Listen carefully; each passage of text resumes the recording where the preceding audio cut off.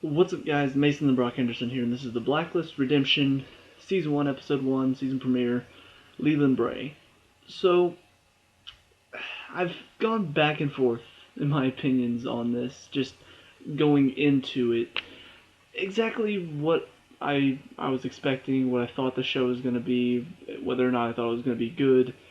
I've not been able to think, okay, I think this, I think it's going to be good, or I think it's going to be bad. I really didn't know. They could have done so many different things with it. It really could have been amazing or it could have been terrible. It could go either way. And after the first episode, I still feel like it could go either way. So, first I want to just talk about, as far as the overall thing, just a few pros and cons that I noticed. First of all, one major problem that I'm having right now is that it feels a little too much like Leverage. If you've never seen that show, it's pretty much like a heist show, and it's like every single episode was a new heist. They were trying to, take from these evil people who had a ton of money. They were trying to help the people that were ripped off by those people. Trying to pretty much sabotage them. And so every episode was another heist, but it was a lot of fun. It was high energy. It was fun. It was fast paced. It was funny. The heists, while sometimes a little bit too perfectly timed, were still a lot of fun to watch. That's kind of what this felt like, except without the fun. It was, you've got the team, you've got that kind of funky music that plays whenever something feels like a heist. You have all those different people. You've got the hacker, you've got the agents on the ground, you've got the one that is kind of the leader of the whole group. It kind of felt like a heist mission, just without the heist part. They're trying to get an operative back that had been kidnapped and being tortured. So that is a problem for me. I shouldn't feel like, oh yeah, this is just a heist without the fun part of it. Without the excitement or fun energy. So that's a little bit of a problem for me. Another problem I'm having is the fact that it kind of still feels like the Blacklist as well. Where every episode, so far, maybe it's just the first episode, maybe from now on it'll be different, but every episode is looking like it's going to be somebody new that they have to take down, some new bad guy they have to take down. That's kind of the Blacklist. It's just, instead of having a task force working with Raymond Reddington, now it's a heist team working to stop these bad guys. So they should have changed it up a little bit, made it something different, because I don't know, just the fact that it feels like the Blacklist is the same problem I have with Fear the Walking Dead and The Walking Dead. Where the Fear the Walking Dead should be like, oh, we're trying to do something different, we're trying to tell a different story. Instead, they just turned it into The Walking Dead just on the other side of the country. Here, it's like they could be telling an entirely new story with Tom and then his mom and then Mr. Solomon. But instead, we're just getting the Blacklist with this new team, and that's all it is. So that's another problem I'm having. However, I do like the new team so far. There are some funny moments, there are some good interaction. I think having Mr. Solomon and Tom have to work together so far is done pretty well. Just mainly because they both hate each other, and so seeing them have to work together for the same goal, they have some good moments. Whenever he's cutting the bomb out of the woman at the end, and he's sitting there trying to comfort her, he's just like, so don't worry, this guy shot me twice, tried to have me killed. I did deserve it though, because I did shoot up his wedding and nearly killed his wife. And Tom's just like, are you trying to make her feel better? It's like, my point is, don't worry, you couldn't kill somebody even if you tried to. Just like, that's pretty funny. Even though it's in the midst of what should be an intense situation, it was still a pretty funny line. It was well done there. So I do like some of the new team. Right now, it feels like it's only 5. You've got the main one, Susan Hargrave. Then you've got Tom and Mr. Solomon, and then you've got another girl whose name I don't know, and another guy whose name I don't know. The girl seems like just another agent. She she doesn't have a specialty, in my opinion. You've got, like I said, you've got Susan Hargrave as the leader, and then you've got Tom and Mr. Solomon as kind of the agents that go out and work and do stuff. She just seemed like another agent, but I don't know her as well, so she didn't really make an impact on me. So maybe she has her own thing that I don't know about yet, but she needs to have something, or else she's just going to get pushed off to the side behind Tom and Mr. Solomon. And then the other one, he was a hacker, and he was also pretty funny, just not as funny as he could have been. I've seen a lot of different types of hackers. I've seen a lot of different type of nerds behind computers in other shows. He definitely is not one of the better ones, but I see the potential. I'm hoping they take advantage of him going forward, but in this episode, he definitely didn't grab my attention as much as he should have.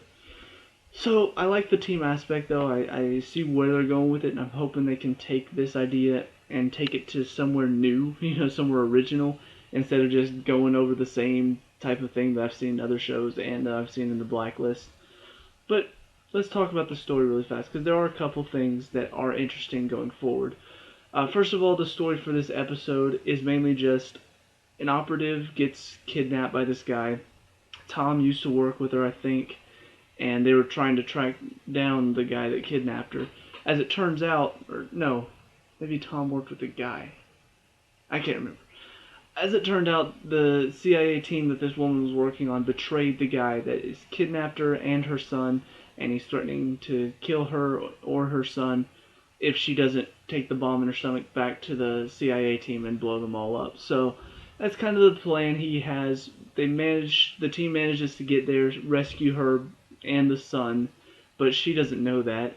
So she escapes her hospital room to go finish the job so she can get her son back. They arrive just in time to stop her, but the bomb clicked, so now they have to get it out of her stomach and cut the wires, and it's not that intense because they're not going to kill everybody in the first episode. It would have been much more intense if, if she was about to blow up, and then it was like, oh no, will they save her or not? But it never really felt that way. It felt like if the bomb's going to blow up, they're going to blow up too, so I knew it wasn't going to happen, but they managed to save the day. They managed to help the girl and get her back to her son, so that was nice. But the more interesting story is definitely on the outside, which I'm guessing is going to be the main story going forward. Tom is contacted to go look into his father's will because apparently he left some of the company that he owned to his son, Christopher Hargrave. And so he goes to New York City. He gets there and then gets a call on a payphone to go to this bench. He gets there and his father is there. He faked his own death because Susan Hargrave tried to have him killed, according to him. And he's saying, she can't know that you're her son, but you need to infiltrate her team and gain her trust so you can stop her. And I'm just like, okay, where's this all going? This is interesting stuff. Well, at the end of it, we see that he apparently has done all of this research. There's something called Whitehall that she's involved in, and she's trying to get control of the company. She had Christopher Hargrave declared officially dead so she could get control of the will. So yeah, we see all of this stuff is going on. It's very interesting. It feels like it's sort of building towards the future, as far as building the story between Tom and then his mom and then his dad and all the stuff going on there. But the problem I do have is at the end of it, we see Tom goes up to Susan and she's sitting there. I forgot to talk about this. Whenever your show starts with a woman saying rubber baby buggy bumpers, not a great start for a show that wants to be taken seriously. But apparently that's her thing. Like, she does tongue twisters. So she's sitting there doing it at the grave of her husband. Tom walks up and she sells seashells by the seashore. It's like, my mom loved tongue twisters. I'm like, Tom, what are you doing? You idiot. Am I the only one that thought this? Like, it just seemed weird to me to have him come up and say, oh yeah, my mom loved tongue twisters. And then she just assumes, oh, your mom's dead? Yeah, she is. Wink, wink, nudge, nudge. She's not supposed to know you're her son. And so you go up and tell her, oh, you like tongue twisters? So did my mom. What do you think that means? But I don't know. It seems strange to me that his father had just gotten done explaining to him why his mom can't know who he is. And then he gives her probably the biggest clue that she could ever get. And I think what's even more surprising is that she didn't figure it out right away. She was just like, oh yeah, she must be dead, huh? I'm like, yeah, she's not smart at all. She's an idiot. Because that's what I've come to know Susan Hargrave for, is being an idiot. So, yeah, they talk about, he says, I wasn't going to be a part of the team, but I've changed my mind, now I am. She's like, okay. He said, you don't want to know why? She's like, I don't care. She probably knows why at this point. If she doesn't, I'd be really shocked. But Who knows? Maybe she doesn't know. Maybe she actually is an idiot. But going forward, there's a lot of interesting stories as far as that's concerned. What's going on with his mom? What's going on with all the stuff that she's into? And on top of that, the team looks fairly interesting. So I'm hoping they'll change up the formula a little bit. I'm hoping it's not going to be just like the Blacklist where they're just stopping bad guys week after week. I want something a bit different. I want it to feel different than the Blacklist. I want it to feel original. So maybe they will, maybe they won't. If not, I'll probably just watch it, not really get into it, except for the main story, though. But if they manage to change it up, it could potentially be another good show. So we'll see what happens. But until then, let me know what you guys think down in the comment section below. What did you like and dislike about this episode? What do you want to see in this show going forward? Let me know. We can talk about and discuss all that good stuff. Leave a like and subscribe for future Blacklist Redemption reviews, and I'll see you at the next one. Peace out.